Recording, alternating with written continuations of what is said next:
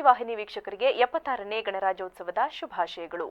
ಕರ್ನಾಟಕ ಈ ದಿನಕ್ಕೆ ಸ್ವಾಗತ. ನಾನು ತುಳಸಿ ಹರೀಶ್. ಇದೀಗ ಈ ಕ್ಷಣದ ಹೆಡ್ಲೈನ್ಸ್. ಹಾಸನದಲ್ಲಿ ಅರ್ಥಪೂರ್ಣ ಗಣರಾಜ್ಯೋತ್ಸವ ಆಚರಣೆ. ಏರ್ಪೋರ್ಟ್ ಮೇಲ್ಸೇತುವೆ ಶೀಘ್ರ ಪೂರ್ಣ. 76ನೇ ಗಣರಾಜ್ಯೋತ್ಸವ ಸಂದೇಶ ಭಾಷಣದಲ್ಲಿ ಜಿಲ್ಲಾ ಉಸ್ತುವಾರಿ ಸಚಿವ ರಾಜಣ್ಣ ಭರವಸೆ. ರಾಜ್ಯ ಕಾಂಗ್ರೆಸ್ ಅಧ್ಯಕ್ಷ ಸ್ಥಾನ ಬದಲಾವಣೆ ಹೈಕಮಾಂಡ್ ತೀರ್ಮಾನ. ಅವಕಾಶ ನೀಡಿದ್ರೆ ಸಂಭಾಳಿಸುವೆ ಎಂದ ಉಸ್ತುವಾರಿ ಸಚಿವ ರಾಜಣ್ಣ. ಲೋಕಸಭೆ ಅಧಿವೇಶನದ ಬಳಿಕ ಹಾಸನಕ್ಕೆ ಬರುವೆ. 3 ವಾರಗಳ ಕಾಲ ಹಾಸನದಲ್ಲೇ ಇರುತ್ತೇನೆ. ಎಲ್ಲರ ಮುಖಂಡರ ಜೊತೆ ಸಭೆ ಮಾಡಿ ಜಿಲ್ಲೆಯಲ್ಲಿ ಪಕ್ಷ ಸಂಘಟನೆ ಮಾಡುತ್ತೇನೆಂದ ದೊಡ್ಡಗೌಡ್ರು.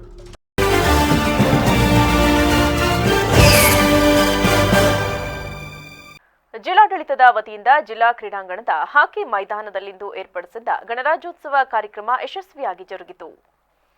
ಸಹಕಾರ ಹಾಗೂ ಜಿಲ್ಲಾ ಉಸ್ತುವಾರಿ ಸಚಿವ ಕೆಎನ್ ರಾಜಣ್ಣ ಅವರು ಧ್ವಜಾರೋಹಣ ನೆರವೇರಿಸಿ ಗೌರವ ರಕ್ಷೆ ಸ್ವೀಕರಿಸಿ ಗಣರಾಜ್ಯೋತ್ಸವ ಸಂದೇಶ ನೀಡಿದರು. ಸಂಸದ ಶ್ರೇಯಸ್ ಪಟೇಲ್, ನಗರಸಭೆ ಅಧ್ಯಕ್ಷ ಎಂ ಚಂದ್ರೇಗೌಡ, ಜಿಲ್ಲಾಧಿಕಾರಿ ಸಿ ಸತ್ಯಭಾಮ, ಜಿಲ್ಲಾ ಪೊಲೀಸ್ ವರಿಷ್ಠಾಧಿಕಾರಿ ಮೊಹಮ್ಮದ್ ಸುಜೀತಾ, ಜಿಲ್ಲಾ ಪಂಚಾಯಿತಿ ಮುಖ್ಯ ಕಾರ್ಯನಿರ್ವಾಹಕ ಅಧಿಕಾರಿ ಬಿಆರ್ ಪೂರ್ಣಿಮಾ, ಅಪರ ಜಿಲ್ಲಾಧಿಕಾರಿ ಕೆಟಿ ಶಾಂತಲಾ, ಉಪವಿಭಾಗಾಧಿಕಾರಿ ಮಾರುತಿ, ತಹಶೀಲ್ದಾರ್ ಶ್ವೇತಾ ಮೊದಲಾದವರಿದ್ದರು. ಅನಾರೋಗ್ಯ ನಿಮಿತ್ತ ಸ್ಥಳೀಯ ಶಾಸಕ ಎಚ್ಪಿ ಸ್ವರೂಪ್ ಪ್ರಕಾಶ್ ಗೈರಾಗಿದ್ದರು. ಗಣರಾಜ್ಯೋತ್ಸವ ಕಾರ್ಯಕ್ರಮದಲ್ಲಿ ವಿವಿಧ ಶಾಲಾ ಮಕ್ಕಳಿಂದ ಸಾಂಸ್ಕೃತಿಕ ಕಾರ್ಯಕ್ರಮ ವೈಭವಯುತವಾಗಿ ಮೂಡಿಬಂದಿತು. ಇದೇ ವೇಳೆ ವಿವಿಧ ಕ್ಷೇತ್ರಗಳಲ್ಲಿ ಗಣನೀಯ ಸೇವೆ ಸಲ್ಲಿಸಿದ ಸಾಧಕರನ್ನ ಆತ್ಮೀಯವಾಗಿ ಸನ್ಮಾನಿಸಲಾಯಿತು. ಇದಕ್ಕೂ ಮುನ್ನ ಕೆಎಸ್ಆರ್ಡಿಪಿ, ಡಿಎಆರ್, ನಾಗರಿಕ ಪೊಲೀಸ್ ತಂಡ, ಮಹಿಳಾ ಪೊಲೀಸ್ ತಂಡ, ಗೃಹ ರಕ್ಷಕ ದಳ, ಅರಣ್ಯ ಇಲಾಖೆ ತಂಡ, ಅಬಕಾರಿ ಇಲಾಖೆ ತಂಡ, ಎನ್ಸಿಸಿ ಸೇವಾದಳ ಹಾಗೂ ಶಾಲಾ ಮಕ್ಕಳು ಸೇರಿದಂತೆ ಒಟ್ಟು 32 ತುಕಡಿಗಳಿಂದ ಆಕರ್ಷಕ ಪಥಸಂಚಲನ ನಡೆಯಿತು. ವಿಳಂಬವಾಗಿರುವ ಹಾಸನ ವಿಮಾನ ನಿಲ್ದಾಣ ಹಾಗೂ ಹೊಸ ಬಸ್ ನಿಲ್ದಾಣದ ಎದುರಿನ ಫ್ಲೈಓವರ್ ಕಾಮಗಾರಿಯನ್ನ ಶೀಘ್ರವೇ ಪೂರ್ಣಗೊಳಿಸಲಾಗುವುದು ಎಂದು ಜಿಲ್ಲಾ ಉಸ್ತುವಾರಿ ಸಚಿವ ಕೆಎನ್ ರಾಜಣ್ಣ ತಿಳಿಸಿದರು. ನಗರದ ಜಿಲ್ಲಾ ಕ್ರೀಡಾಂಗಣದ ಹಾಕಿ ಮೈದಾನದಲ್ಲಿಂದು ನಡೆದ 76ನೇ ಗಣರಾಜ್ಯೋತ್ಸವ ಕಾರ್ಯಕ್ರಮದಲ್ಲಿ ಧ್ವಜಾರೋಹಣೆ ನೆರವೇರಿಸಿದ ಬಳಿಕ ಅವರು ಸಂದೇಶ ನೀಡಿದರು. ಬಾಕಿ ಉಳಿದಿರುವ ಕಾಮಗಾರಿ ಪೂರ್ಣಗೊಳಿಸುವ ಸಂಬಂಧ ಸ್ಥಳೀಯ ಶಾಸಕರು ಮತ್ತು ಸಂಸದರು ಮನವಿ ಮಾಡಿದ್ದಾರೆ. ಹಾಗಾಗಿ ಮೊದಲ ಆದ್ಯತೆ ಮೇರೆಗೆ ಈ ಕಾಮಗಾರಿ ಮುಗಿಸಲು ಸರ್ಕಾರ ಕ್ರಮ ಕೈಗೊಳ್ಳಲಿದೆ ಎಂದು ಭರವಸೆ ನೀಡಿದ ಅವರು, ಭಾರತ ವಿವಿಧತೆಯಲ್ಲಿ ಏಕತೆ ಹೊಂದಿರುವ ದೇಶ. ಜಗತ್ತಿನಲ್ಲೇ ಶ್ರೀಮಂತ ಸಂಸ್ಕೃತಿ ಹೊಂದಿದೆ. ಅಷ್ಟೇ ಅಲ್ಲ, ವಿಶ್ವದಲ್ಲೇ ಬಲಿಷ್ಠ ಹಾಗೂ ಮಾದರಿ ಸಂವಿಧಾನ ಹೊಂದಿರುವ ದೇಶ ಎಂದರೆ ಅದು ಭಾರತ. ಸ್ವಾತಂತ್ರ್ಯ ನಂತರ ಹರಿದು ಹಂಚಿ ಹೋಗಿದ್ದ ಭಾರತವನ್ನ ಭಾಷಾವಾರು ಪ್ರಾಂತ್ಯಗಳನ್ನಾಗಿ ವಿಂಗಡಿಸಿ ಒಗ್ಗೂಡಿಸಿದ ಕೀರ್ತಿ ಸರ್ದಾರ್ ವಲ್ಲಭಾಯ್ ಪಟೇಲ್ ರವರಿಗೆ ಸಲ್ಲುತ್ತದೆ. ಅವರನ್ನ ಈ ದಿನ ಸ್ಮರಣೆ ಮಾಡುವುದು ನಮ್ಮ ಕರ್ತವ್ಯ ಎಂದರು. ನಮಗೆ ಸ್ವಾತಂತ್ರ್ಯ ತಂದುಕೊಡಲು ಹಾಸನ ಜಿಲ್ಲೆಯವರು ಸೇರಿದಂತೆ ಮಹಾತ್ಮ ಗಾಂಧೀಜಿ, ಬಾಲಗಂಗಾಧರ ತಿಲಕ್, ಲಾಲ್ ಬಹದ್ದೂರ್ ಶಾಸ್ತ್ರಿ, ವೀರ ಸಾವರ್ಕರ್, ಭಗತ್ ಸಿಂಗ್, ನೇತಾಜಿ ಸುಭಾಷ್ ಚಂದ್ರ ಬೋಸ್, ಸರೋಜಿನಿ ನಾಯ್ಡು, ಜವಾಹರ್ಲಾಲ್ ನೆಹರು ಸೇರಿದಂತೆ ಅನೇಕ ಮಹನೀಯರು ಹೋರಾಡಿದ್ದಾರೆ. ಅವರೆಲ್ಲರನ್ನ ಈ ದಿನ ನೆನೆಯುವುದು ನಮ್ಮ ಕರ್ತವ್ಯ ಎಂದರು. ಬಾಲಗಂಗಾಧರ ತಿಲಕ್ ಅವರು, ಸುಭಾಷ್ ಚಂದ್ರ ಬೋಸ್ ಅವರು, ಹಾಗೆ ಇನ್ನು ನೂರಾರು ನಮ್ಮ ದೇಶದ ಮುಖಂಡರುಗಳು ಬ್ರಿಟಿಷರ ಮತ್ತು ಪೋರ್ಚುಗೀಸರ ಆಡಳಿತ, ಫ್ರೆಂಚರ ಆಡಳಿತವನ್ನ ಕೊನೆಗಾಣಿಸಿ ನಮ್ಮ ದೇಶಕ್ಕೆ ಸ್ವಾತಂತ್ರ್ಯವನ್ನು ತಂದುಕೊಟ್ಟರು. ಅವರೆಲ್ಲರನ್ನೂ ಕೂಡ ನಾನು ಈ ದಿವಸ ಸ್ಮರಿಸ್ತಕ್ಕಂಥದ್ದು.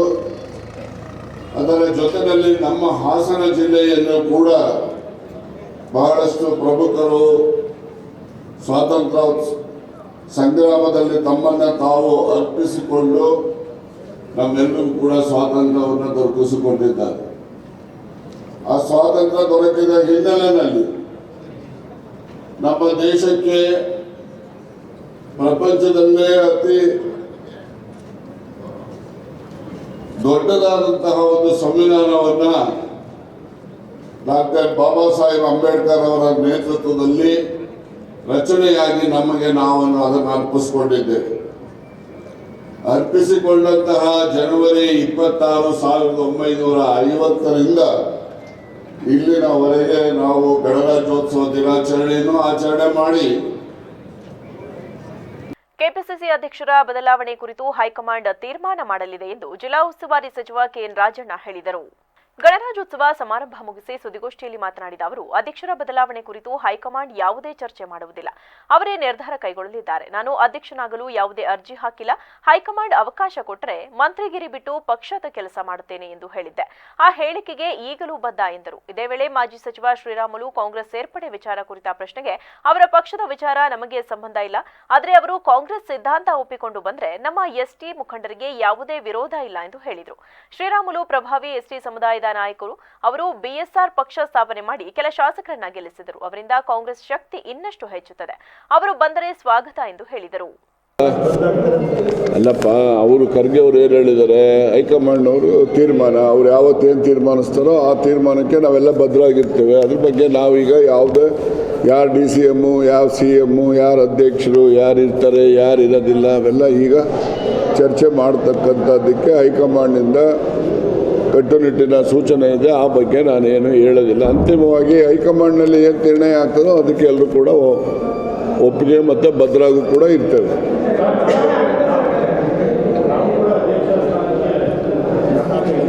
ನಾನು ನೋಡಿ, ಮಾಧ್ಯಮದಲ್ಲಿ ತಪ್ಪು ಸಂದೇಶ ಹೋಗದ ರೀತಿಯಲ್ಲಿ ನಮ್ಮ ಅಭಿಪ್ರಾಯ ಏನು ಅಂತ ಹೇಳಿದ್ರೆ, ಕೇಂದ್ರದ ಹೈಕಮಾಂಡ್ನವರು ಏನೋ ಅಧ್ಯಕ್ಷ ಸ್ಥಾನ ಕೊಡ್ತೇನೆ ಅಂದರೆ ನಾನು ಸ್ವೀಕಾರ ಮಾಡಿ ಕೆಲಸ ಮಾಡಲಿಕ್ಕೆ, ಮಂತ್ರಿಗಿರಿ ಬಿಡಲಿಕ್ಕೆ ಸಿದ್ಧ. ಅಷ್ಟಕ್ಕೆ ಮಾತ್ರ. ನಾನೇನು ಅರ್ಜಿ ಹಾಕಿಲ್ಲ ಬೇಕು ನನಗೆ ಅಂತೇಳಿ. ಅವರೊಂದು ಅವಕಾಶ ಕೊಟ್ಟರೆ ಅವಕಾಶದಲ್ಲಿ ಕೆಲಸ ಮಾಡ್ತೀನಿ ಅಂತ ಹೇಳಿದ್ದೇನೆ ಹೊರತು ನಾನೇನು ಕೇಳ್ತಾ ಇಲ್ಲ. ಜೆಡಿಎಸ್ ಹಿರಿಯ ನಾಯಕ ಹಾಗೂ ಮಾಜಿ ಎಂಎಲ್ಸಿ ದಿವಂಗತ ಪಟೇಲ್ ಶಿವರಾಮ್ ಅವರ 11ನೇ ದಿನದ ಆರಾಧನಾ ಕಾರ್ಯಕ್ರಮದಲ್ಲಿ ಮಾಜಿ ಪ್ರಧಾನಿ ಎಚ್.ಡಿ. ದೇವೇಗೌಡರು ಹಾಗೂ ಮಾಜಿ ಸಚಿವ ಎಚ್.ಡಿ. ರೇವಣ್ಣ ಮೊದಲಾದವರು ಭಾಗಿಯಾಗಿದ್ದರು. ತಾಲೂಕಿನ ದೊಡ್ಡಗಿಣಿಗೆರೆ ಗ್ರಾಮದ ದಿವಂಗತ ಪಟೇಲ್ ಶಿವರಾಮ್ ನಿವಾಸದಲ್ಲಿ ನಡೆದ ಕಾರ್ಯಕ್ರಮದಲ್ಲಿ ಹಲವಾರು ಭಾಗಿಯಾಗಿ ಅಗಲಿದ ನಾಯಕನಿಗೆ ಅಂತಿಮ ನಮನ ಸಲ್ಲಿಸಿದರು. ಈ ವೇಳೆ ಮಾತನಾಡಿದ ದೇವೇಗೌಡರು, ಲೋಕಸಭೆ ಅಧಿವೇಶನದ ಬಳಿ ಹಾಸನಕ್ಕೆ ಬರುವೆ. 3 ವಾರಗಳ ಕಾಲ ಹಾಸನದಲ್ಲೇ ಇರುತ್ತೇನೆ. ಎಲ್ಲರ ಮುಖಂಡರ ಜೊತೆ ಸಭೆ ಮಾಡುತ್ತೇನೆ. ಜಿಲ್ಲೆಯಲ್ಲಿ ಪಕ್ಷ ಸಂಘಟನೆ ಮಾಡುತ್ತೇನೆ. ಇದಕ್ಕೆ ಬೇಕಾದ ಕಾರ್ಯತಂತ್ರ ರೂಪಿಸಲಾಗುವುದು ಎಂದರು. ದೇವೇಗೌಡರು, ರೇವಣ್ಣ ಸೇರಿದಂತೆ ಜೆಡಿಎಸ್ ಪಕ್ಷದ ಹಾಗೂ ಇತರೆ ಮುಖಂಡರು ಭಾಗಿಯಾಗಿ ಪಟೇಲ್ ಶಿವರಾಮ್ ಅವರ ಸೇವೆ ಮತ್ತು ತ್ಯಾಗವನ್ನ ಸ್ಮರಿಸಿದರು. ಪಟೇಲ್ ಶಿವರಾಮ್ ನಮ್ಮ ಪಕ್ಷದ ನಿಷ್ಠಾವಂತ ಮುಖಂಡರಲ್ಲೊಬ್ಬರು. ಅವರ ತ್ಯಾಗ ಹಾಗೂ ಕೊಡುಗೆಗಳನ್ನ ಎಂದಿಗೂ ಮರೆಯಲಾಗದು ಎಂದು ದೇವೇಗೌಡರು ನೆನಪು ಮಾಡಿಕೊಂಡರು. ಪಟೇಲ್ ಶಿವರಾಮ್ ಅವರ ಆರಾಧನಾ ಮಹೋತ್ಸವದಲ್ಲಿ ಹಿರಿಯ ಮುಖಂಡ ಕೆಎಂ ರಾಜೇಗೌಡ, ಭುವನಹಳ್ಳಿ ಸ್ವಾಮಿಗೌಡ, ಜಿಲ್ಲಾ ಜೆಡಿಎಸ್ ವಕ್ತಾರ ರಘು ಹೊಂಗೆರೆ ಸೇರಿದಂತೆ ಸಹಸ್ರಾರು ಮಂದಿ ಭಾಗಿಯಾಗಿದ್ದರು.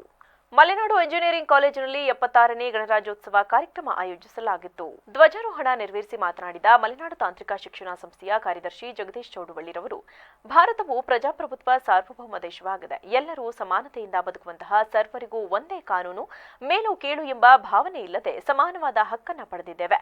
ಈ ಬಾರಿ ಸುವರ್ಣ ಭಾರತ ಪರಂಪರೆ ಮತ್ತು ಅಭಿವೃದ್ಧಿ ಎಂದು ಘೋಷಿಸಲಾಗಿದ್ದು, ಇದು ಭಾರತದ ಶ್ರೀಮಂತ ಸಾಂಸ್ಕೃತಿಕ ಪರಂಪರೆ ಮತ್ತು ಅದರ ನಿರಂತರ ಪ್ರಗತಿಯ ಪ್ರಮಾಣವನ್ನ ಪ್ರತಿಬಿಂಬಿಸುತ್ತದೆ ಎಂದರು. ಅಂಬೇಡ್ಕರ್ ಅವರ ಸಂವಿಧಾನವನ್ನ ನಾವು ಗೌರವಿಸಬೇಕು ಎಂದರು. ಭಾರತ ಆಗಸ್ಟ್ 15, 1947 ಸ್ವಾತಂತ್ರ್ಯ ಸಿಕ್ಕಿದೆ ಅನ್ನೋದು ಎಲ್ಲರಿಗೂ ಗೊತ್ತಿರುವ ಸಂಗತಿ.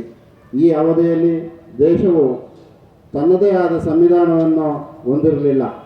ನಂತರ ಡಾಕ್ಟರ್ BR ಅಂಬೇಡ್ಕರ್ ಅವರ ನೇತೃತ್ವದ ಸಂವಿಧಾನ ಸಭೆಯು ಸಂವಿಧಾನವನ್ನು ರಚಿಸಿ ದೇಶಕ್ಕೆ ಸಮರ್ಪಿಸಿತ್ತು.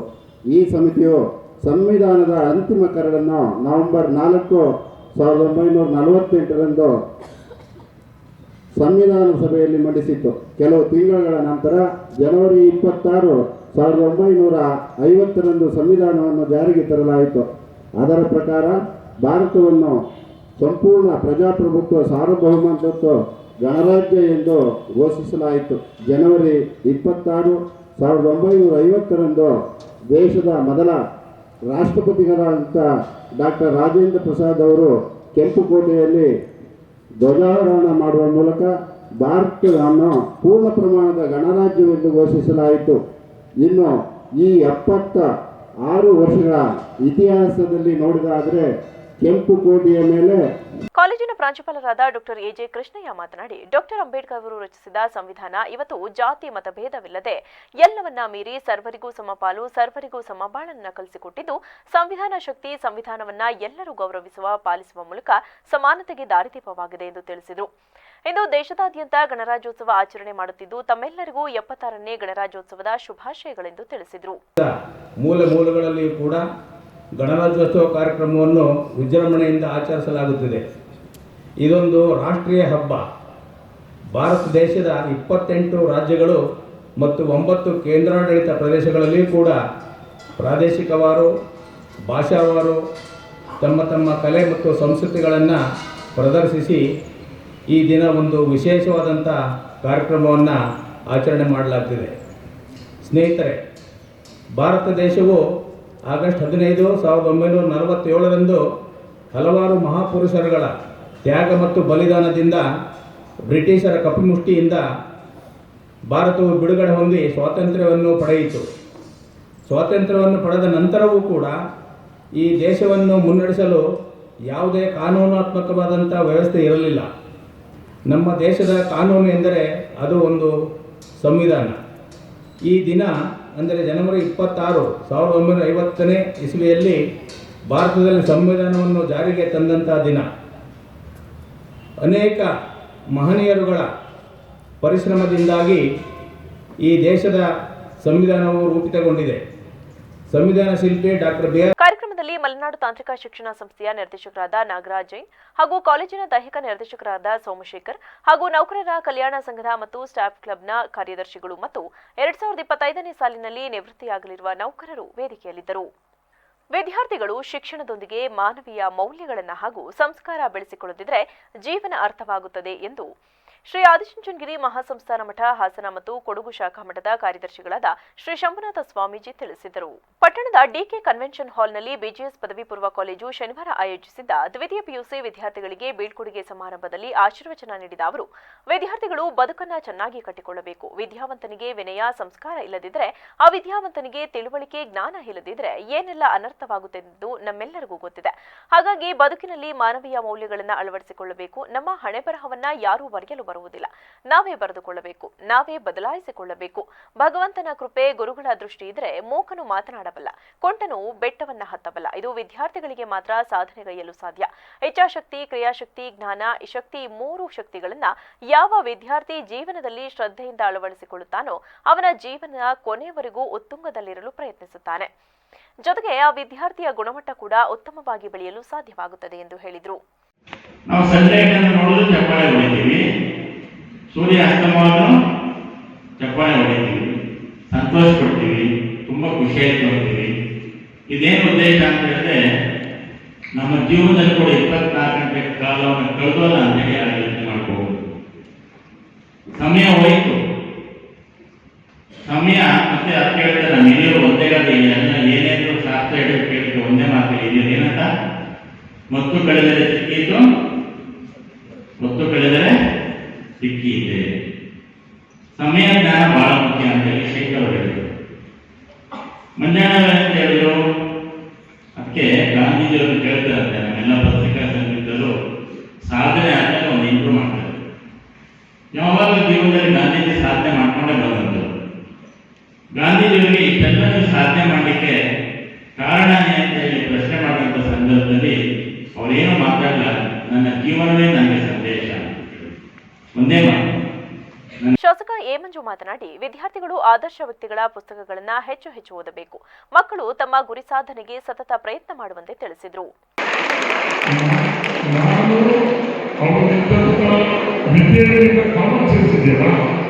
ಈಗ ಜನರ ಮನಸ್ಸನ್ನ ಹೇಳಿರ್ತಕ್ಕಂಥದ್ದು ನಮ್ಮ ಅಭಿಪ್ರಾಯ.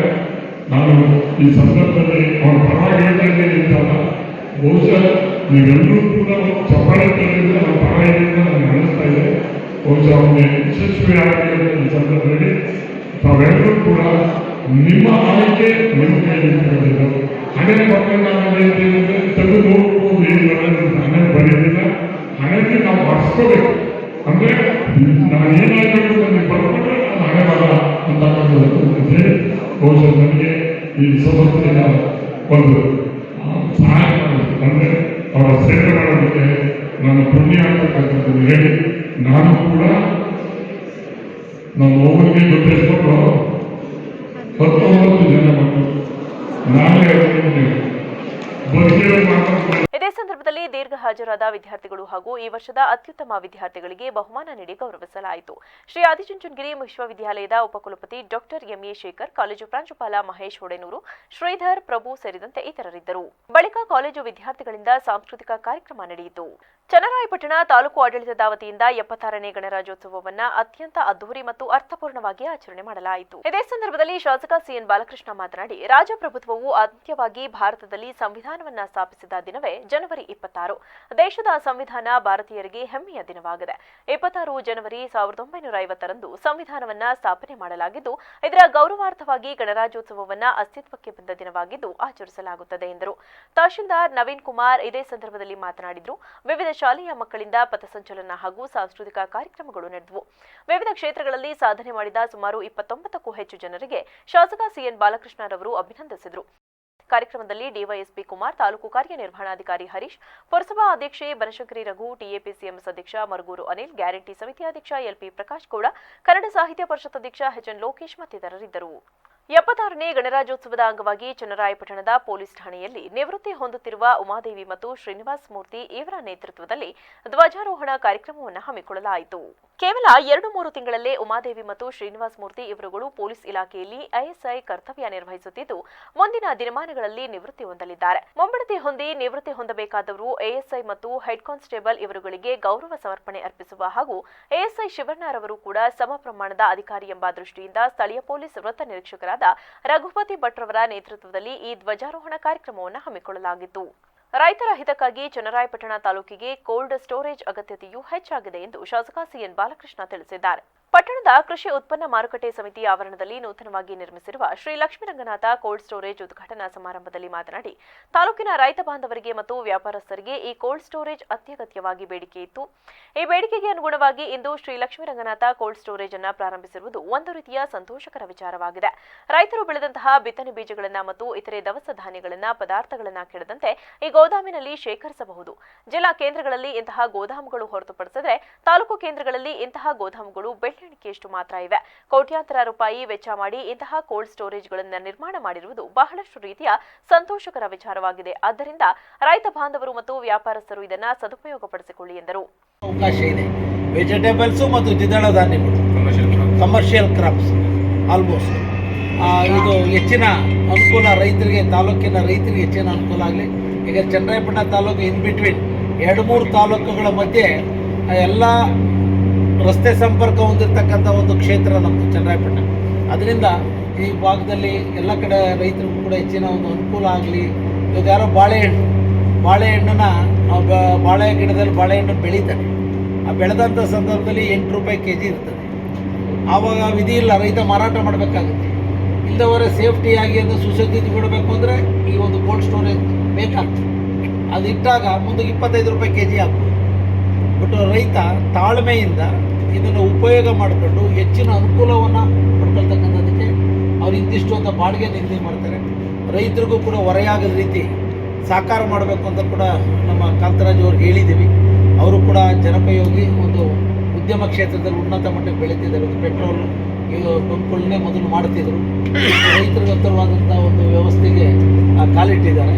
ಅವ್ರಿಗೆ ಒಳ್ಳೆಯದಾಗಲಿ ಅಂತ ಇದೇ ಸಂದರ್ಭದಲ್ಲಿ ಮಾಜಿ ಶಾಸಕರಾದ ಸಿಎಸ್ ಪುಟ್ಟೇಗೌಡ, ಜಿಲ್ಲಾ ಸರ್ಕಾರಿ ನೌಕರರ ಸಂಘದ ಅಧ್ಯಕ್ಷ ಕೃಷ್ಣೇಗೌಡ, ಮಾಜಿ ಜಿಲ್ಲಾ ಪಂಚಾಯಿತಿ ಸದಸ್ಯ ಚಂದ್ರಶೇಖರ್, ತಾಲೂಕು ರೈತ ಸಂಘದ ಅಧ್ಯಕ್ಷ ರವಿ, ಎಪಿಎಂಸಿ ಕಾರ್ಯದರ್ಶಿ ಸೋಮಶೇಖರಪ್ಪ ಇನ್ನು ಮುಂತಾದವರು ಹಾಜರಿದ್ದರು. ರಾಷ್ಟ್ರೀಯ ಹಬ್ಬಗಳ ಆಚರಣಾ ಸಮಿತಿ ವತಿಯಿಂದ ಇಂದು ಸಕಲೇಶಪುರ ಪಟ್ಟಣದ ಸುಭಾಷ್ ಕ್ರೀಡಾಂಗಣದಲ್ಲಿ 76ನೇ ಗಣರಾಜ್ಯೋತ್ಸವ ಕಾರ್ಯಕ್ರಮವನ್ನು ಅದ್ದೂರಿಯಾಗಿ ಆಚರಿಸಲಾಯಿತು. ರಾಷ್ಟ್ರ ಧ್ವಜಾರೋಹಣ ನೆರವೇರಿಸಿ ಉಪವಿಭಾಗಾಧಿಕಾರಿ ಡಾಕ್ಟರ್ ಎಂಕೆ ಶ್ರುತಿ ಮಾತನಾಡಿ, ಜನವರಿ 26, 1950ರಲ್ಲಿ ನಮ್ಮ ದೇಶದ ಸಂವಿಧಾನವು ಜಾರಿಗೆ ಬರುವ ಮೂಲಕ ಭಾರತವನ್ನ ಸಾರ್ವಭೌಮ, ಸಮಾಜವಾದಿ, ಜಾತ್ಯತೀತ ಮತ್ತು ಪ್ರಜಾಸತ್ತಾತ್ಮಕ ಗಣರಾಜ್ಯವನ್ನಾಗಿ ರೂಪಿತವಾಯಿತು. ದೇಶಕ್ಕೆ ಸ್ವಾತಂತ್ರ್ಯ ದೊರೆತ ಸಂದರ್ಭದಲ್ಲಿ ಯಾವುದೇ ಲಿಖಿತ ಸಂವಿಧಾನ ಇರಲಿಲ್ಲ. ಒಬ್ಬ ವ್ಯಕ್ತಿ ಒಂದು ದೇಶ ಶಿಸ್ತು ಇಲ್ಲದೆ ಅಭಿವೃದ್ಧಿ ಹೊಂದಲು ಸಾಧ್ಯವಿಲ್ಲ ಎಂಬುದನ್ನು ಗಣನೆಗೆ ತೆಗೆದುಕೊಂಡು ನಮ್ಮ ಸ್ವಾತಂತ್ರ್ಯ ಚಳವಳಿಯ ನಾಯಕರು ಸಂವಿಧಾನ ರಚನಾ ಸಮಿತಿ ಸಭೆಯನ್ನು ರಚಿಸುವ ಮೂಲಕ ಡಾಕ್ಟರ್ ಬಿಆರ್ ಅಂಬೇಡ್ಕರ್ ಅವರ ಸತತ ಅಧ್ಯಯನದಿಂದ ನಮ್ಮ ದೇಶದ ಸಂವಿಧಾನ ಜಾರಿಗೆ ಬರಲು ಸಾಧ್ಯವಾಯಿತು. ಅವರನ್ನ ನಾವೆಲ್ಲ ಇಂದು ಸ್ಮರಿಸಬೇಕಾಗಿದೆ ಎಂದರು. ಮತ್ತು ಪ್ರಜಾಸತ್ತಾತ್ಮಕ ಗಣರಾಜ್ಯವಾಗಿ ರೂಪಿಸಿತು. ಈ ರಾಷ್ಟ್ರ ಹಬ್ಬ ನಮ್ಮೆಲ್ಲರನ್ನೂ ಸಹ ಒಂದು ಬಲವಾದ ಏಕತೆ, ಹೆಮ್ಮೆ ಮತ್ತು ದೇಶಭಕ್ತಿಯನ್ನ ಮೂಡಿಸುತ್ತದೆ. ನಮಗೆ ಸ್ವತಂತ್ರ ದೊರೆತ ಸಮಯದಲ್ಲಿ ನಮ್ಮದೇ ಆದ ಲಿಖಿತ ಸಂವಿಧಾನ ಅನ್ನೋದು ಇರಲಿಲ್ಲ. ಯಾವ ರೀತಿಯಾದ ಒಂದು ವ್ಯಕ್ತಿಯಾಗಲಿ ಅಥವಾ ದೇಶ ಆಗಲಿ ಒಂದು ಶಿಸ್ತಿಲ್ಲದೆ ಅಭಿವೃದ್ಧಿ ಅನ್ನೋದು ಸಾಧ್ಯ ಇಲ್ವೋ, ಅದೇ ರೀತಿಯಾಗಿ ಒಂದು ದೇಶಕ್ಕೂ ಸಹ ಸಂವಿಧಾನ ಇಲ್ಲದಿರುವ ಕೊರತೆ ಅವಾಗ ಅರಿವಾಯಿತು. ಅದಕ್ಕಾಗಿ ಒಂದು ಸಂವಿಧಾನ ಸಭೆಯನ್ನ ರಚನೆ ಮಾಡಿದ್ರು. ಸುಮಾರು 2 ವರ್ಷ 11 ತಿಂಗಳು 18 ದಿನಗಳ ಕಾಲ ಸಂವಿಧಾನದ ಬಗ್ಗೆ ಅಧ್ಯಯನ ನಡೆಸಿ ಇಡೀ ವಿಶ್ವವೇ ಮೆಚ್ಚುವಂತ ಬೃಹತ್ ಸಂವಿಧಾನವನ್ನ ನಮಗೆ ಜಾರಿ ಮಾಡಿದರು.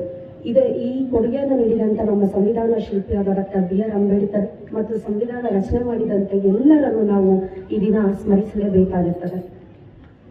ನಮಗೆ ಭಾರತದ ಪ್ರಜೆಗಳಿಗೆ ಆಳುವ ಶಾಸಕಾಂಗ ಆಗಿರ್ಬೋದು, ನ್ಯಾಯ ಒದಗಿಸುವಂತ ನ್ಯಾಯಾಂಗ ಆಗಿರ್ಬೋದು, ಹಾಗೂ ಜನರಿಗೆ ಕೆಲಸ ಮಾಡುವ ಕಾರ್ಯಾಂಗಗಳು. ಶಾಸಕ ಸಿಮೆಂಟ್ ಮಂಜು ಮಾತನಾಡಿ, ನಾವೆಲ್ಲರೂ ಇಂದು ನೆಮ್ಮದಿಯಿಂದ ಇದ್ದೇವೆ ಎಂದ್ರೆ ಒಂದು ಗಡಿಯನ್ನ ಕಾಯುವಂತಹ ನಮ್ಮ ಯೋಧರು, ಮತ್ತೊಂದು ನಮ್ಮ ಸಂವಿಧಾನ ಪ್ರಜಾಪ್ರಭುತ್ವ ರಾಷ್ಟ್ರವಾದ ನಮ್ಮ ದೇಶದಲ್ಲಿ ಸಂವಿಧಾನ ರೂಪಿಸುವ ಚೌಕಟ್ಟಿನಲ್ಲಿ ಕೆಲಸ ಮಾಡಬೇಕಾಗಿದೆ. ನಮ್ಮ ಕ್ಷೇತ್ರದ ಬಿರಡಹಳ್ಳಿ ಗ್ರಾಮ ಪಂಚಾಯಿತಿ ಇಂದು ದೆಹಲಿಯಲ್ಲಿ ನಡೆಯುವ ಗಣರಾಜ್ಯೋತ್ಸವ ಕಾರ್ಯಕ್ರಮದಲ್ಲಿ ಉತ್ತಮ ಕಾರ್ಯನಿರ್ವಹಿಸಿರುವ ಹಿನ್ನೆಲೆಯಲ್ಲಿ ಸನ್ಮಾನಕ್ಕೆ ಭಾಜನರಾಗಿರುವುದು ನಮಗೆಲ್ಲ ಹೆಮ್ಮೆ ತಂದಿದೆ ಎಂದರು. ಕಾಯ್ತಿರ್ತಕ್ಕಂಥ ಸೈನಿಕರನ್ನ ಈ ಸಂದರ್ಭದಲ್ಲಿ ನಾವು ನೆನೆಸ್ಕೋಬೇಕಾಗುತ್ತೆ. ಯಾಕೆಂತಂದ್ರೆ ನಾವೆಲ್ಲರೂ ಕೂಡ ಇಷ್ಟು ನೆಮ್ಮದಿಯಾಗಿ ಶಾಂತಿಯಿಂದ ಕೂತಿದ್ದೀವಿ ಅಂತ ಹೇಳಿದ್ರೆ ನಮ್ಮ ಗಡಿಯಲ್ಲಿ ನಮ್ಮ ದೇಶವನ್ನ ರಕ್ಷಣೆ ಮಾಡಿರ್ತಕ್ಕಂಥ ಸೈನಿಕರನ್ನು ಕೂಡ ಈ ಸಂದರ್ಭದಲ್ಲಿ ನಾವು ನೆನೆಸ್ಕೋಬೇಕಾಗುತ್ತೆ. ಅದೇ ರೀತಿಯಲ್ಲಿ ಇವತ್ತು ನಾವು ಇಷ್ಟೊಂದು ಉತ್ತಮವಾದ ಕಾರ್ಯಕ್ರಮವನ್ನು ಮಾಡಿದ್ದೀವಿ. ಈ ಒಂದು ಕಾರ್ಯಕ್ರಮ ಯಶಸ್ವಿ ಆಗ್ಬೇಕು ಅಂತಂದ್ರೆ ಈ ಪೌರ ಕಾರ್ಮಿಕರು ಸಮೇತ ನಾನು ಈ ಸಂದರ್ಭದಲ್ಲಿ ನೆನೆಸ್ಕೊಳ್ತೀನಿ. ಯಾಕೆಂತಂದ್ರೆ ಯಾವುದೇ ಕೆಲಸ ಆಗ್ಬೇಕು ಅಂದ್ರೆ ನಮ್ಮ ಸಮಿತಿಗೆ ನಾವೆಲ್ಲರೂ ಕೂಡ ಕೈ ಬೀಸ್ಕೊಂಡ್ ಬರ್ತೀವಿ. ಆದ್ರೆ ನಾವು ಬರ್ಲಿಕ್ಕಿಂತ ಮುಂಚೆ, ನಾವು ಬೆಳಿಗ್ಗೆ ಹೇಳಲಿಕ್ಕಿಂತ ಮುಂಚೆ, ಬೆಳಿಗ್ಗೆ ಎದ್ದ ತಕ್ಷಣ ಅವರು ನಾವು ಬಂದು ನಗರವನ್ನ ನೋಡ್ಲಿಕ್ಕೆ ಮುಂಚೆ ಅವ್ರು ಆಲ್ರೆಡಿ ನಗರವನ್ನ ತುಂಬಾ ಸ್ವಚ್ಛವಾಗಿ ಮಾಡಿರ್ತಾರೆ. ಅವ್ರಿಗೂ ಕೂಡ ಈ ಸಂದರ್ಭದಲ್ಲಿ ಅನಂತ ಧನ್ಯವಾದವನ್ನ ಈ ಸಂದರ್ಭದಲ್ಲಿ ನಾನು ಹೇಳಲಿಕ್ಕೆ ಇಷ್ಟಪಡ್ತೇನೆ. 26 ಗ್ರಾಮ ಪಂಚಾಯಿತಿಯಲ್ಲಿ ಉತ್ತಮ ಕೆಲಸವನ್ನು ಮಾಡಿರ್ತಕ್ಕಂಥ ಬಿರಡಹಳ್ಳಿ ಗ್ರಾಮ ಪಂಚಾಯಿತಿ ಗಣರಾಜ್ಯೋತ್ಸವ ದಿನದಂದು ಅವರು ಕೂಡ ದೆಹಲಿಯಲ್ಲಿ ಸನ್ಮಾನಕ್ಕೆ ಪಾತ್ರರಾಗಿದ್ದಾರೆ. ಬಿರಡಹಳ್ಳಿ ಪಂಚಾಯತಿ ಕೂಡ ತಾಲೂಕು ಆಡಳಿತ ಹಾಗೂ ನನ್ನ ಕ್ಷೇತ್ರದ ಜನತೆ ವತಿಯಿಂದ ಅವ್ರಿಗೂ ಕೂಡ ಅನಂತರದ ಧನ್ಯವಾದವನ್ನ ಈ ಸಂದರ್ಭದಲ್ಲಿ ನಾನು ಹೇಳಲಿಕ್ಕೆ ಇಷ್ಟಪಡ್ತೇನೆ. ನಾನು ಶಾಸಕರಾದ ನಂತರ ಈ ಸಂದರ್ಭದಲ್ಲಿ ಪೊಲೀಸ್ ಹಾಗೂ ವಿವಿಧ ಶಾಲಾ ಮಕ್ಕಳ ಸ್ಕೌಟ್ಸ್ ಅಂಡ್ ಗೈಡ್ಸ್ ಪಥಸಂಚಲನ, ಸಾಂಸ್ಕೃತಿಕ ಕಾರ್ಯಕ್ರಮ ಮತ್ತು ಸಾಹಸ ಕ್ರೀಡೆಗಳು ಆಕರ್ಷಕವಾಗಿದ್ದವು. ವೇದಿಕೆಯಲ್ಲಿ ತಹಶೀಲ್ದಾರ್ ಮೇಘನಾ, ಡಿವೈಎಸ್ಪಿ ಪ್ರಮೋದ್ ಕುಮಾರ್, ಇಒ ಗಂಗಾಧರ್, ಪುರಸಭೆ ಅಧ್ಯಕ್ಷೆ ಜ್ಯೋತಿ ರಾಜ್ಕುಮಾರ್, ಕಸಾಪಾಧ್ಯಕ್ಷೆ ಶಾರದಾ ಗುರುಮೂರ್ತಿ, ಪುರಸಭೆ ಮುಖ್ಯಾಧಿಕಾರಿ ಮಹೇಶ್ವರ್, ಪುರಸಭಾ ಸದಸ್ಯರು ಮತ್ತು ಸಂಘ ಸಂಸ್ಥೆಗಳ ಮುಖಂಡರಿದ್ದರು.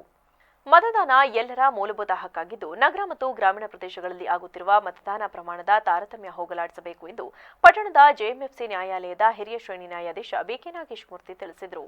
ಪಟ್ಟಣದ ಶಿಕ್ಷಕರ ಭವನದಲ್ಲಿ ಶನಿವಾರ ನಡೆದ ರಾಷ್ಟ್ರೀಯ ಮತದಾನ ಕಾರ್ಯಕ್ರಮವನ್ನು ಉದ್ಘಾಟಿಸಿ ಮಾತನಾಡಿದ ಅವರು, ನಗರ ಪ್ರದೇಶಗಳಿಗೆ ಹೋಲಿಸಿದರೆ ಗ್ರಾಮೀಣ ಭಾಗದಲ್ಲಿ ಮತದಾನದ ಪ್ರಮಾಣ ಹೆಚ್ಚುತ್ತಿದೆ, ನಗರಗಳಲ್ಲಿ ಕಡಿಮೆಯಾಗುತ್ತಿದೆ. ಮತದಾನದಲ್ಲಿ ಎಲ್ಲರೂ ಪಾಲ್ಗೊಂಡು ತಮ್ಮ ಹಕ್ಕು ಚಲಾಯಿಸಿದರೆ ಪ್ರಜಾಪ್ರಭುತ್ವ ವ್ಯವಸ್ಥೆಯಲ್ಲಿ ಉತ್ತಮರನ್ನ ಆಯ್ಕೆ ಮಾಡಬಹುದು. ಹೀಗಾಗಿ ಎಲ್ಲರೂ ನಿರ್ಲಕ್ಷ್ಯ ವಹಿಸದೆ ನಿರ್ಭೀತಿಯಿಂದ ಜಾತಿಭೇದ ಎಣಿಸದೆ ಮತದಾನ ಮಾಡಬೇಕು. ಇದರಿಂದ ದೇಶ ಪ್ರಗತಿ ಕಾಣಲಿದೆ ಎಂದರು.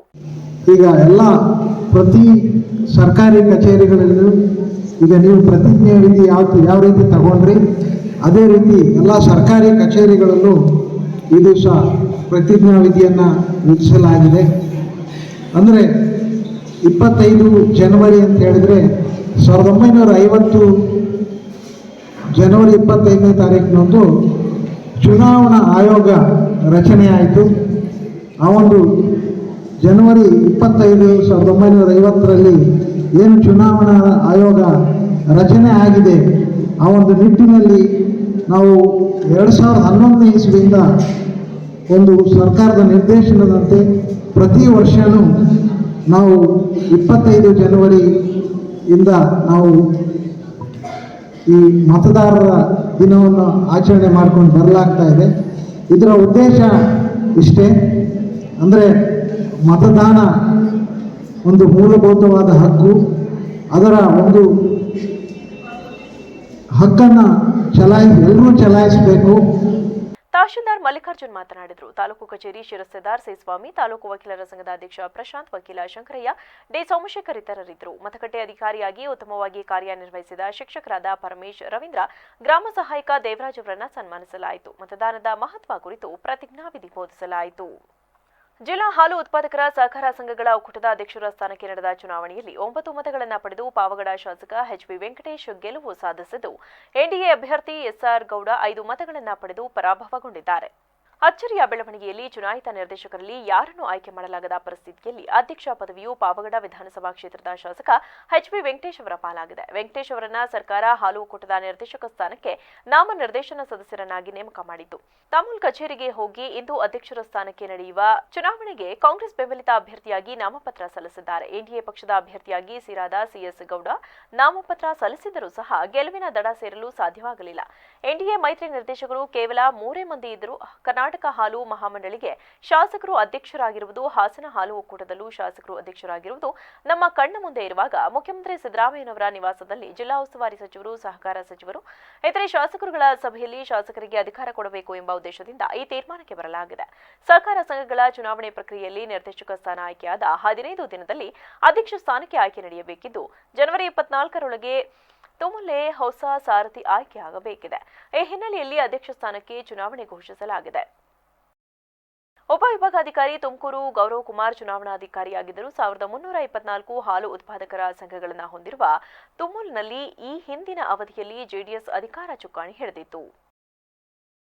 ಈ ವೇಳೆ ಪಾವಗಡ ಬ್ಲಾಕ್ ಕಾಂಗ್ರೆಸ್ ಅಧ್ಯಕ್ಷ ಸುದೇಶ್ ಬಾಬು, ಪಾವಗಡ ಪುರಸಭೆ ಅಧ್ಯಕ್ಷ ರಾಜೇಶ್, ಸದಸ್ಯ ರವಿ, ತುಮಕೂರು ಎಪಿಎಂಸಿ ಮಾಜಿ ಅಧ್ಯಕ್ಷ ಎಚ್ ಉಮೇಶ್, ಭೋವಿ ಸಮುದಾಯದ ಮುಖಂಡ ಮಂಜುನಾಥ್, ಮಾಜಿ ಸದಸ್ಯರಾದ ಸುರೇಶ್, ತಾಲೂಕು ಪಂಚಾಯಿತಿ ಮಾಜಿ ಸದಸ್ಯರಾದ ಹನುಮಂತರಾಯಪ್ಪ, ಆನಂದಪ್ಪ, ಮುಖಂಡರಾದ ಎಚ್ಜಿ ಗಂಗಪ್ಪ, ಗ್ರಾಮ ಪಂಚಾಯಿತಿ ಸದಸ್ಯ ಶ್ರೀರಾಮ್ ಪ್ರಕಾಶ್ ಸೇರಿದಂತೆ ಹಲವರು ಹಾಜರಿದ್ದರು.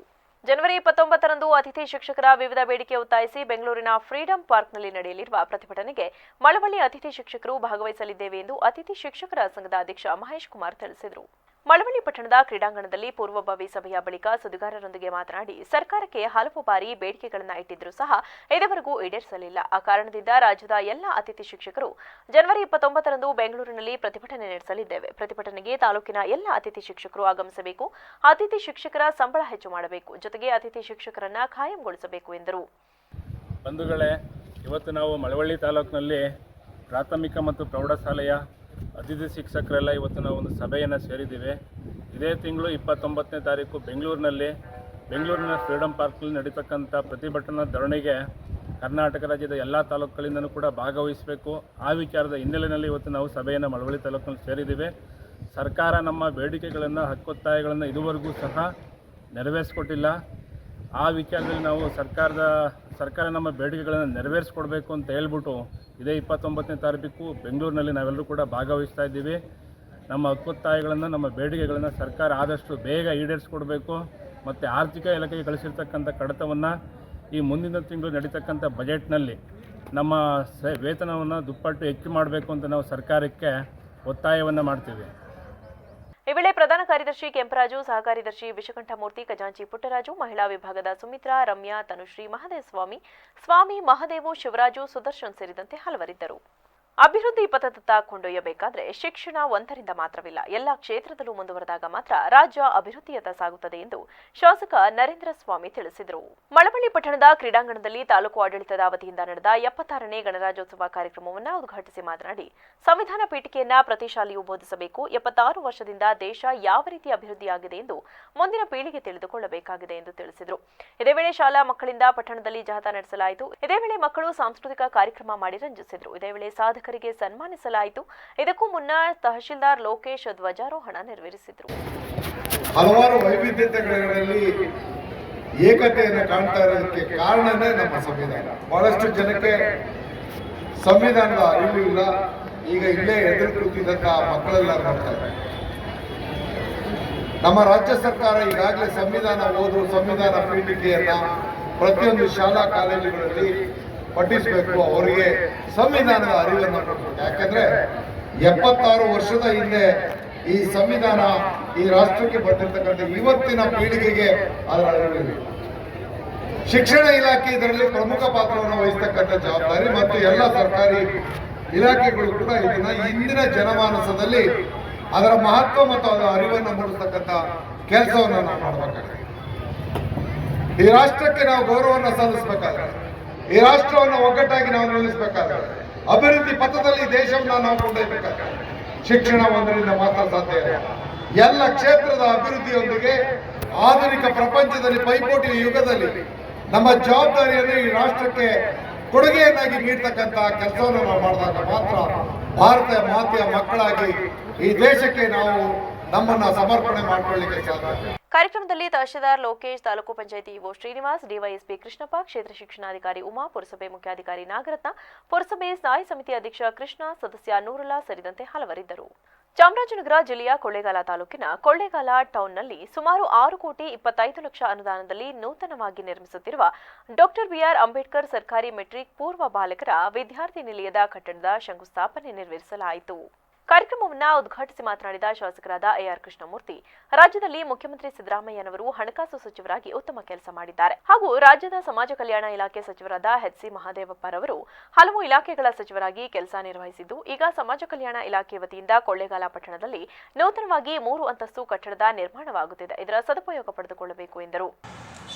ಏನು ರಾಜ್ಯದಲ್ಲಿ ಚುನಾವಣೆ ಪೂರ್ವ ಭರವಸೆ ನೀಡಿದ್ರು, ಆ ಎಲ್ಲ ಭರವಸೆ ಈಡೇರಿಸುವಂಥ ನಿಟ್ಟಿನಲ್ಲಿ ಸಮರ್ಥ ಮುಖ್ಯಮಂತ್ರಿಗಳಾಗಿ, ಹಣಕಾಸು ಸಚಿವರಾಗಿ ಆ 5 ಗ್ಯಾರಂಟಿ ಯೋಜನೆಗಳು ಕೂಡ ರಾಜ್ಯದ ಎಲ್ಲ ಧರ್ಮದ, ಎಲ್ಲ ವರ್ಗದ ಸರ್ವರಿಗೂ ಕೂಡ ತಲುಪುವಂಥ ರೀತಿಯಲ್ಲಿ ಇವತ್ತು ಆಡಳಿತವನ್ನು ನಿರ್ವಹಿಸ್ತಾ ಇದ್ದಾರೆ ಅಂತ ಹೇಳಿದ್ರೆ ನಿಜಕ್ಕೂ ಕೂಡ ನಾವೆಲ್ಲರೂ ಕೂಡ ಅವ್ರನ್ನ ಗೌರವಿಸಲೇಬೇಕು ಅಂತಕ್ಕಂಥ ಮಾತನ್ನು ಈ ಸಂದರ್ಭದಲ್ಲಿ ನಾನು ಹೇಳಲಿಕ್ಕೆ ಬಯಸ್ತೇನೆ. ಜೊತೆಯಲ್ಲಿ ನಮ್ಮ ಮೈಸೂರು ಜಿಲ್ಲೆಯ ಜಿಲ್ಲಾ ಮಂತ್ರಿಗಳು ಹಾಗೂ ರಾಜ್ಯದ ಸಮಾಜ ಕಲ್ಯಾಣ ಸಚಿವರು, ಈ ಹಿಂದೆ ಅವರು ಆರೋಗ್ಯ ಸಚಿವರಾಗಿದ್ದರು, ಹಿಂದಿನ ಸರ್ಕಾರದಲ್ಲಿ ಗ್ರಾಮೀಣಾಭಿವೃದ್ಧಿ ಸಚಿವರಾಗಿದ್ದರು, ಲೋಕೋಪಯೋಗಿ ಸಚಿವರಾಗಿದ್ದರು, ಇವತ್ತು ಸಮಾಜ ಕಲ್ಯಾಣ ಸಚಿವರಾಗಿ ಕಾರ್ಯನಿರ್ವಹಿಸ್ತಾ ಇದ್ದಾರೆ. ಸಂವಿಧಾನಕ್ಕೆ ಈ ಸಂದರ್ಭದಲ್ಲಿ ಸಮಾಜ ಕಲ್ಯಾಣ ಇಲಾಖೆ ಉಪನಿರ್ದೇಶಕರಾದ ಕೇಶವಮೂರ್ತಿ, ನಗರಸಭೆ ಅಧ್ಯಕ್ಷರಾದ ರೇಖಾ ಮಹೇಶ್, ಉಪಾಧ್ಯಕ್ಷರಾದ ಎಪಿ ಶಂಕರ್, ನಗರಸಭೆ ಸದಸ್ಯರುಗಳು ಹಾಗೂ ಕ್ರೈಸ್ಟ್ ಶಿಕ್ಷಣ ಸಂಸ್ಥೆ ತನುಜ್ ಕುಮಾರ್, ಸ್ನೇಹ ಕನ್ಸ್ಟ್ರಕ್ಷನ್ ಸಂಸ್ಥೆಯ ನಾರಾಯಣ ಹಾಜರಿದ್ದರು. ಗೋಹತ್ಯೆ ಆರೋಪಿಯನ್ನ ಸ್ಪಾಟ್ ಮಹಜರ್ ಮಾಡಲು ಕರೆದೊಯ್ದ ಸಂದರ್ಭದಲ್ಲಿ ಪೊಲೀಸರ ಮೇಲೆ ಹಲ್ಲೆಗೈದು ತಪ್ಪಿಸಿಕೊಳ್ಳಲು ಮುಂದಾದ ವೇಳೆ ಆರೋಪಿ ಕಾಲಿಗೆ ಪೊಲೀಸರು ಗುಂಡು ಹಾರಿಸಿರುವ ಘಟನೆ ಉತ್ತರ ಕನ್ನಡದಲ್ಲಿ ನಡೆದಿದೆ. ಸಾಲಕೋಡ ಗ್ರಾಮದಲ್ಲಿ 19ರಂದು ಕೃಷ್ಣ ಆಚಾರ್ಯವರ ಗೋಹತ್ಯೆ ಮಾಡಲಾಗಿತ್ತು. ಆರೋಪಿ ಪತ್ತೆಗಾಗಿ 3 ವಿಶೇಷ ತಂಡ ರಚಿಸಿದ್ದ ಜಿಲ್ಲಾ ಪೊಲೀಸ್ ವರಿಷ್ಠಾಧಿಕಾರಿ ಎಂ ನಾರಾಯಣ್ ರವರು ನಂತರ ಪ್ರಕರಣದಲ್ಲಿ ಭಾಗಿಯಾದ ಆರೋಪಿಯನ್ನ ಬಂಧಿಸಲಾಗಿತ್ತು. ನಂತರ ನ್ಯಾಯಾಲಯದಲ್ಲಿ ಹಾಜರುಪಡಿಸಿದ ನಂತರ ಆರೋಪಿತನು ತಾನು ಗೋಹತ್ಯೆಗೆ ಬಳಸಿದ ಮಾರಕಾಸ್ತ್ರವನ್ನ ಜಪ್ತಿಪಡಿಸಲು ಪಂಚನಾಮೆ ಜರುಗಿಸುವ ವೇಳೆ ಆರೋಪಿತನಾದ ಫೈಜಾನ್ ಈತನು ಪೊಲೀಸರಿಂದ ತಪ್ಪಿಸಿಕೊಳ್ಳಲು ಕರ್ತವ್ಯ ನಿರತ ಪೊಲೀಸ್ ಅಧಿಕಾರಿ ಸಿಬ್ಬಂದಿಗಳ ಮೇಲೆ ಹಲ್ಲೆ ಮಾಡಿದ್ದು, ಅವರು ತಪ್ಪಿಸಿಕೊಳ್ಳಲು ಸಿಪಿಐ ಗಾಳಿಗೆ ಗುಂಡು ಹಾರಿಸಿರುತ್ತಾರೆ. ಆದರೆ ಅವನು ಪೊಲೀಸರಿಗೆ ಮಾರಕಾಸ್ತ್ರದಿಂದ ಹಲ್ಲೆಗೆ ಯತ್ನಿಸಿ ಓಡಿ ಹೋಗಲು ಯತ್ನಿಸಿದಾಗ ಕಾಲಿಗೆ ಗುಂಡು ಹಾರಿಸಿದರು. ಆರೋಪಿತನಾದ ಫೈಜಾನ್ಗೆ ಸರ್ಕಾರಿ ಆಸ್ಪತ್ರೆಗೆ ಸಾಗಿಸಿ ಚಿಕಿತ್ಸೆ ನೀಡಿ ನಂತರ ಜಿಲ್ಲಾ ಆಸ್ಪತ್ರೆ ಕಾರವಾರಕ್ಕೆ ಸಾಗಿಸಲಾಗಿತ್ತು. ಆರೋಪಿತನ ಹಲ್ಲೆಗೆ ಒಳಗಾದ ಸಿಪಿಐ ಸಿದ್ದರಾಮೇಶ್ವರ್ ಅವರಿಗೆ ಬೆನ್ನಿಗೆ, ಕೈಗೆ ಗಾಯವಾಗಿದ್ದು, ಪಿಎಸ್ಐ ರಾಜಶೇಖರ್ ಅವರಿಗೆ ಕಾಲಿಗೆ, ಕೈಗೆ ಗಾಯವಾಗಿದ್ದು, ಇಬ್ಬರು ಪೊಲೀಸರು ಗಾಯವಾಗಿದ್ದು ಅವರನ್ನ ಹೊನ್ನವರ ತಾಲೂಕು ಆಸ್ಪತ್ರೆಗೆ ಚಿಕಿತ್ಸೆಗೆ ದಾಖಲಿಸಲಾಗಿದ್ದು, ಪೊಲೀಸ್ ಜಿಲ್ಲಾ ವರಿಷ್ಠಾಧಿಕಾರಿಗಳಾದ ಎಂ ನಾರಾಯಣ್ ರವರು ಪೊಲೀಸ್ ಅಧಿಕಾರಿಗಳಿಗೆ ಆರೋಗ್ಯ ವಿಚಾರಿಸಿ ನಂತರ ಪತ್ರಿಕಾಗೋಷ್ಠಿಯಲ್ಲಿ ಮಾತನಾಡಿದರು. ಈ ಸಂದರ್ಭದಲ್ಲಿ ಜಿಲ್ಲಾ ಪೊಲೀಸ್ ಹೆಚ್ಚುವರಿ ವರಿಷ್ಠಾಧಿಕಾರಿ ಜಗದೀಶ್ ನಾಯಕ್, ಡಿವೈಎಸ್ಪಿ ಮಹೇಶ್ ಹಾಗೂ ಪೊಲೀಸ್ ಅಧಿಕಾರಿಗಳು ಹಾಗೂ ಸಿಬ್ಬಂದಿಗಳು ಉಪಸ್ಥಿತರಿದ್ದರು.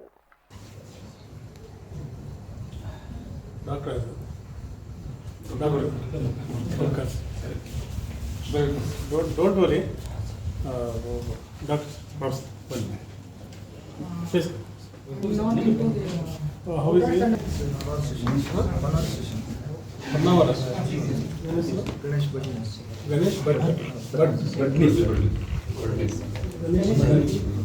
Don't worry, huh?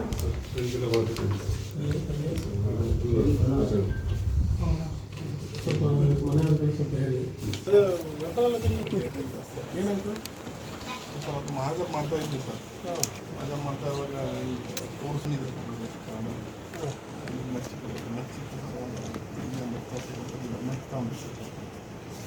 ಪೊಲೀಸ್ ಸರ್ವಿಸಲ್ಲಿ ಜೋರು ಕೂತ್ಕೊಂಡು ಯೂಸ್ ಮಾಡ್ಕೊಂಡು ಮೆಚ್ಚಿ ಇಟ್ಕೊಂಡಿದ್ದು ಮಾಡ್ತಾರೆ ಸರ್. ಏಕೆ ಮಾಡಿದ್ರು 2 ಸರಿ ಮಾಡಿದೆ ಸರ್. ನನ್ನ ಮೇಲೆ ಬಂತು ಸರ್. ಎಷ್ಟು ಜನ ಇದ್ದಾರೆ ಸರ್? 3 ಜನ ಇದ್ವಿ ಸರ್. ಬಟ್ ಅವ್ನು ಹೋಗಿದ್ದಾನೆ ಸರ್. ಮತ್ತು ಮಚ್ಚಿ ಬೇರೆ ಕೈ ಸಿಕ್ತು ಸರ್. ಹೋಗೋ ಕೈ ಸಿಕ್ತು ಸರ್. ಹ್ಯಾಂಡ್ಕಪ್ ಹಾಕಿಲ್ಲ? ಇಲ್ಲ ಸರ್, ಹ್ಯಾಂಡ್ಕಪ್.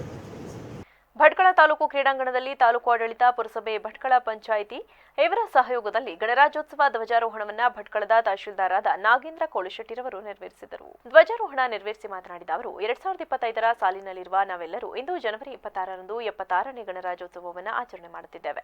ಗಣರಾಜ್ಯ ರಾಷ್ಟ್ರವಾಗಲು ಸಂವಿಧಾನ ಜಾರಿಗೆ ತರಲು ಶ್ರಮಿಸಿದ ಎಲ್ಲರನ್ನ ನೆನೆಯುವ ಸುದಿನವಾಗಿದೆ.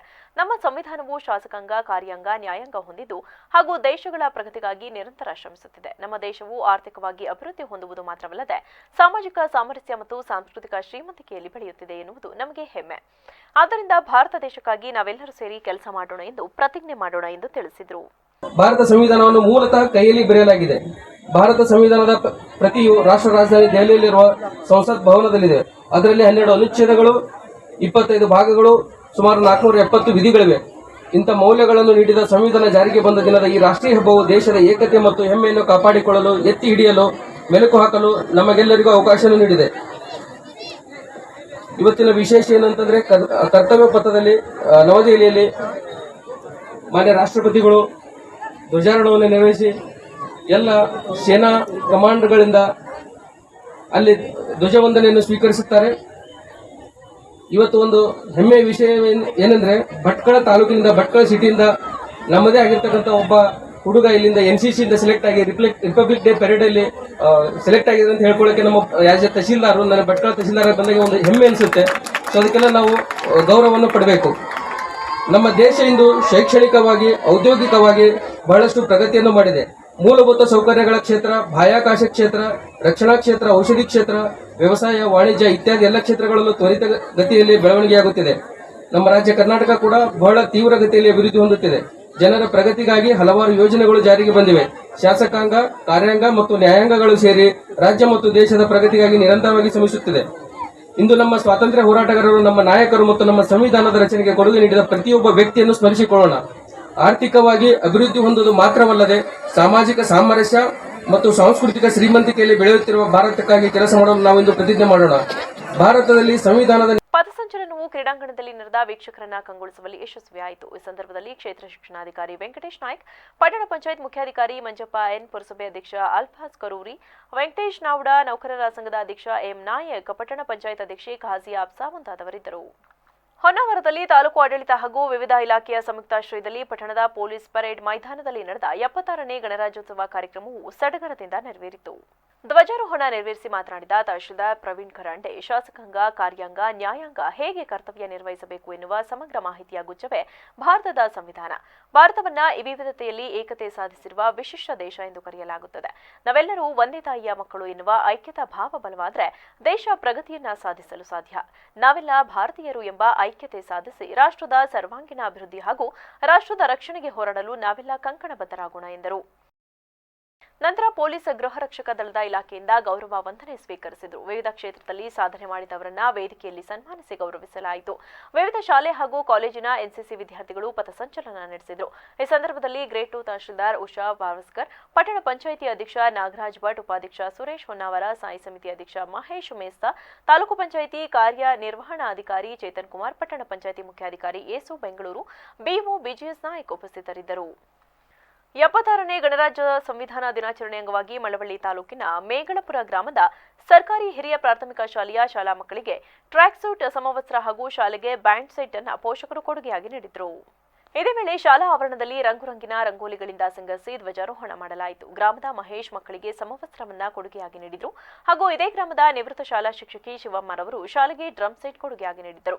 ಇದೇ ವೇಳೆ ಶಿವಮ್ಮರವರ ಅನುಸ್ಥಿತಿಯಲ್ಲಿ ಮಹೇಶ್ ರವರಿಗೆ ಶಾಲೆ ಹಾಗೂ SDMC ಅಧ್ಯಕ್ಷ ಚಂದ್ರಶೇಖರ್ ಅವರು ಮೈಸೂರು ಪೇಟ ತೊಡಿಸಿ ಗೌರವಪೂರ್ವಕವಾಗಿ ಅಭಿನಂದಿಸಿದರು. ಕಾರ್ಯಕ್ರಮದಲ್ಲಿ ಗ್ರಾಮ ಪಂಚಾಯಿತಿ ಸದಸ್ಯ ವೀರಸ್ವಾಮಿ ಡ್ರಮ್ ಸೆಟ್ ಬಾರಿಸುವುದರ ಮೂಲಕ ಕಾರ್ಯಕ್ರಮ ಉದ್ಘಾಟಿಸಿ ಮಾತನಾಡಿ, ಮಕ್ಕಳು ಚೆನ್ನಾಗಿ ವಿದ್ಯೆಯನ್ನು ಕಲಿತು ಈ ದೇಶದ ಉತ್ತಮ ಪ್ರಜೆಯಾಗಬೇಕೆಂದು ಕರೆ ನೀಡಿದರು. ಮಕ್ಕಳಿಂದ ಸಾಂಸ್ಕೃತಿಕ ಕಾರ್ಯಕ್ರಮ ನಡೆಸಲಾಯಿತು. ಗುರುತಿಸಿ ಮಕ್ಕಳಿಗೆಲ್ಲರಿಗೂ ಟ್ರ್ಯಾಕ್ ಸೂಟ್ ನಮ್ಮ SDMC ಅಧ್ಯಕ್ಷರಾದ ಶ್ರೀಯುತ ಚಂದ್ರಶೇಖರ್ ಅವರು ಹಾಗೂ ನಮ್ಮ ಶಾಲೆಯ ಮುಖ್ಯ ಶಿಕ್ಷಕರಾದ ಶ್ರೀಯುತ ರಾಜರವರು ಹಲವಾರು ಗಣ್ಯರ ಜೊತೆ ಈ ಒಂದು ವಿಷಯವನ್ನು ಪ್ರೋತ್ಸಾಹ ಮಾಡಿದ್ರು. ಆ ಒಂದು ವಿಷಯ, ಆ ಒಂದು ಆಸೆ ಈಗ ನಮ್ಮ ಮಹೇಶ್ವರ ಅವರ ಮೂಲಕ ಕೈಗೂಡಿದೆ. ಆ ಒಂದು ಶಿಕ್ಷಣಾಸಕ್ತರು, ದಾನಿಗಳು ಈ ಒಂದು ಶಾಲೆಯಲ್ಲಿ, ಈ ಒಂದು ಶಾಲೆಯ ಎಲ್ಲಾ ಮಕ್ಕಳಿಗೂ ಸಹ ಟ್ರ್ಯಾಕ್ ಸೂಟ್ ಅನ್ನ ಅವರು ಕೊಡುಗೆಯಾಗಿ ನೀಡಿದ್ದಾರೆ. ನಿಜಕ್ಕೂ ತುಂಬಾ ಸಂತಸದಾಯಕ. 2 ವರ್ಷಗಳ ಕೊರೋನಾ ಸಂದರ್ಭದಲ್ಲಿ 2 ವರ್ಷ ಮುಚ್ಚೋಗಿರುವಂತ ಶಾಲೆ ತದನಂತರದಲ್ಲಿ ಇದು ಪ್ರಾರಂಭವಾಗಿ ಇಷ್ಟೊಂದು ಅಭಿವೃದ್ಧಿಯನ್ನ ಇಷ್ಟೊಂದು ಪ್ರಗತಿದಾಯಕವಾಗಿ ಇದು ಸಾಗ್ತಾ ಇದೆ ಅಂದ್ರೆ ನಮ್ಮ ಮುಖ್ಯ ಶಿಕ್ಷಕರ ಒಂದು ಶ್ರಮದ ಫಲ ಹಾಗೂ ನಮ್ಮ STMC ಅಧ್ಯಕ್ಷರ ಒಂದು ಆಸಕ್ತಿ ಶಾಲೆಯ ಮೇಲೆ ಇರ್ತಕ್ಕಂಥ ಒಂದು ಹಿತಾಸಕ್ತಿ ಅವರಿಬ್ಬರ ಒಂದು ಫಲವಾಗಿ ಸಾಕಷ್ಟು ಅಭಿವೃದ್ಧಿ ಕಾರ್ಯಗಳು ಮತ್ತು ವಿದ್ಯಾರ್ಥಿಗಳಿಗೆ ಪ್ರಗತಿದಾಯಕವಾದ ಹಲವಾರು ಕೆಲಸ ಕಾರ್ಯಗಳನ್ನ ನಾವು ಮಾಡ್ಕೊಂಡು ಬರ್ತಾ ಇದ್ದೀವಿ. ಈಗ ಟ್ರ್ಯಾಕ್ ಸೂಟ್ ಅನ್ನ ಶ್ರೀಯುತ ಮಹೇಶ್ ಸರ್ ಅವರು ನಮ್ಮ HM ಸರ್ ಅವರಿಗೆ ಹಸ್ತಾಂತರ ಮಾಡಬೇಕು ಮತ್ತು ಸಾಂಕೇತಿಕವಾಗಿ 7ನೇ ತರಗತಿ ವಿದ್ಯಾರ್ಥಿಗಳಿಗೆ ವಿತರಣೆ ಮಾಡಬೇಕಂತ ಈ ಮೂಲಕ ಕೇಳ್ಕೊತಾ ಇದ್ದೀವಿ. ಕಾರ್ಯಕ್ರಮದಲ್ಲಿ ಮುಖ್ಯ ಶಿಕ್ಷಕ ರಾಜು, ಅತಿಥಿ ಶಿಕ್ಷಕ ಚುಂಚಣ, ಸಹ ಶಿಕ್ಷಕಿ ಆರ್ ನಿರ್ಮಲಾ, ಪೋಷಕ ಸುರೇಶ್, ನಾಗರಾಜು, ಶೋಭಾ, ಮಹಾಲಕ್ಷ್ಮಿ, ನಾಗರತ್ನ ಸೇರಿದಂತೆ ಹಲವಾರು ಪೋಷಕರು, SDMC ಸದಸ್ಯರುಗಳು ಹಾಜರಿದ್ದರು. ಈಗ ಸಂಕ್ಷಿಪ್ತ ಸುದ್ದಿಗಳು. ಮಳವಳ್ಳಿ ಪಟ್ಟಣದ ವಿವಿಧೆಡೆ 76ನೇ ಗಣರಾಜ್ಯೋತ್ಸವ ಕಾರ್ಯಕ್ರಮವನ್ನು ವಿಜೃಂಭಣೆಯಿಂದ ಆಚರಿಸಲಾಯಿತು. ಪಟ್ಟಣದ ತಾಲೂಕು ಕಚೇರಿ, ಪುರಸಭೆ ಮುಂದೆ ಧ್ವಜಾರೋಹಣ ನೆರವೇರಿಸಿದ್ರು. ತಾಲೂಕು ಕಚೇರಿಯಲ್ಲಿ ತಹಶೀಲ್ದಾರ್ ಲೋಕೇಶ್ ಆಚರಿಸಿದರೆ, ಪುರಸಭೆಯಲ್ಲಿ ಪುರಸಭೆ ಉಪಾಧ್ಯಕ್ಷ ಬಸವರಾಜು ನೆರವೇರಿಸಿದರು. ಈ ವೇಳೆ ಗ್ರೇಡ್ 2 ತಹಶೀಲ್ದಾರ್ ಕುಮಾರ್, ಪುರಸಭೆ ಮುಖ್ಯಾಧಿಕಾರಿ ನಾಗರತ್ನ, ಸಾಯಿ ಸಮಿತಿ ಅಧ್ಯಕ್ಷ ಕೃಷ್ಣ ಸೇರಿದಂತೆ ಹಲವರಿದ್ದರು. ಕೊನೆಯಲ್ಲಿ ಮತ್ತೊಮ್ಮೆ ಹೆಡ್ಲೈನ್ಸ್. ಹಾಸನದಲ್ಲಿ ಅರ್ಥಪೂರ್ಣ ಗಣರಾಜ್ಯೋತ್ಸವ ಆಚರಣೆ, ಏರ್ಪೋರ್ಟ್ ಮೇಲ್ಸೇತುವೆ ಶೀಘ್ರ ಪೂರ್ಣ. 76ನೇ ಗಣರಾಜ್ಯೋತ್ಸವ ಸಂದೇಶ ಭಾಷಣದಲ್ಲಿ ಜಿಲ್ಲಾ ಉಸ್ತುವಾರಿ ಸಚಿವ ರಾಜಣ್ಣ ಭರವಸೆ. ರಾಜ್ಯ ಕಾಂಗ್ರೆಸ್ ಅಧ್ಯಕ್ಷ ಸ್ಥಾನ ಬದಲಾವಣೆ ಹೈಕಮಾಂಡ್ ತೀರ್ಮಾನ, ಅವಕಾಶ ನೀಡಿದ್ರೆ ಸಂಭಾಳಿಸುವೆ ಎಂದ ಉಸ್ತುವಾರಿ ಸಚಿವ ರಾಜಣ್ಣ. ಲೋಕಸಭೆ ಅಧಿವೇಶನದ ಬಳಿಕ ಹಾಸನಕ್ಕೆ ಬರುವೆ, 3 ವಾರಗಳ ಕಾಲ ಹಾಸನದಲ್ಲೇ ಇರುತ್ತೇನೆ, ಎಲ್ಲರ ಮುಖಂಡರ ಜೊತೆ ಸಭೆ ಮಾಡಿ ಜಿಲ್ಲೆಯಲ್ಲಿ ಪಕ್ಷ ಸಂಘಟನೆ ಮಾಡುತ್ತೇನೆಂದ ದೊಡ್ಡಗೌಡ್ರು. ಕ್ಷಣ ಕ್ಷಣದ ಸುದ್ದಿಗಾಗಿ ನೋಡ್ತಾ ಇರಿ ವಿವಿಸಿ ಟಿವಿ. ಇದು ಜನರ ಧ್ವನಿ, ಸತ್ಯದ ಕಡೆ ನಮ್ಮ ನಡೆ.